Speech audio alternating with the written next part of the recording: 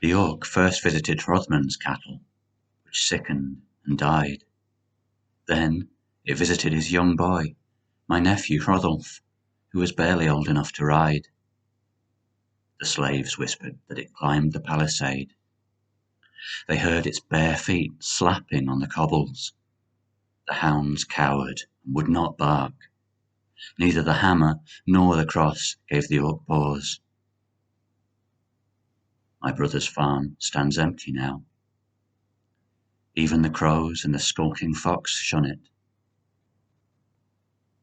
When the Orc visited to my house, I waited in the hall, dressed in mail, with my father's sword on my lap. I smelled the creature's reek before I saw it. It was pale, like a maggot, and its eyes shone like lamps in the dark. "Hrethric am I," said, "Hrethel's son. This is my sword, Tusking." I showed the Orc my blade, but there was only hunger in its gaze, and so we fought. The Orc's flesh parted under Tusking's blade, but knitted itself whole. The Orc's teeth tore at me until my blood blackened my bright mail. Then the first cockerel of the east crowed, and my foe took flight. Though weary, I gave chase, across the meadow and up onto the heath, where the ouzel and the startled hart watched us race past.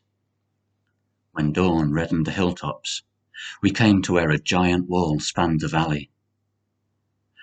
What vanished craftsman raised these ruins, none can say. Into a shattered fortress the Orc fled, and I followed. I found my foe, resting in a deep cellar upon a bed of bones. There was no further struggle. I cut off its head. Its limbs became air, and nothing remained but the unwholesome stink of it. I stood in wonderment, contemplating this grotto, with its paintings of the slaying of a white bull and men feasting on its blood, the fane of a forgotten god. I returned home, shielding my eyes from the sun's fury. My wife washed my wounds, which were few or none, despite the quantity of blood. I said, "I thirst," and my boy came running with a flagon of milk. "I thirst," I said again, and my daughter fetched a pitcher of ale. Still I thirsted, pacing my shuttered hall, while the slaves whispered fearful legends and my family hid from me.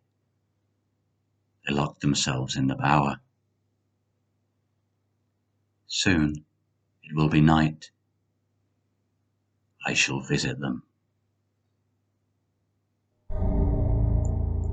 If you enjoyed Hrethric and the Orc, read more Daily Ghost Stories, and please like and subscribe.